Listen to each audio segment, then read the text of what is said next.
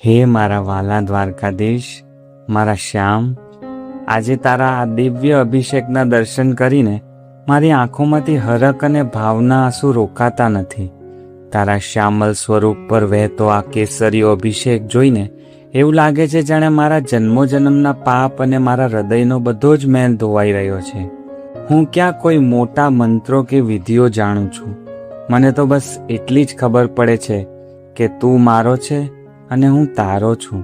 આખી દુનિયા ભલે તને જગતનો નાથ કહેતી હોય, પણ મારા માટે તો તું મારો અંગત સખા છે, મારો એકમાત્ર સહારો છે, જેમાં પવિત્ર જળની ધારા તારા મસ્તક પરથી વહીને તારા ચરણોમાં સમાઈ રહી છે.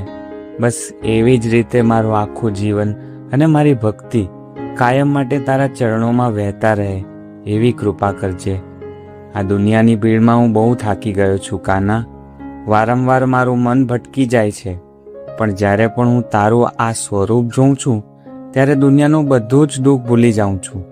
તારો આ અભિષેક જોઈને મારા અશાંત મનને આજે એક ઊંડી શાંતિ મળી છે.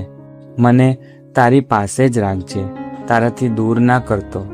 હું કોઈ ભૂલ કરું તો મારો કાન પકડીને મને સીધા રસ્તે લાવજે, પણ ક્યારે મારો હાથ ન છોડતો.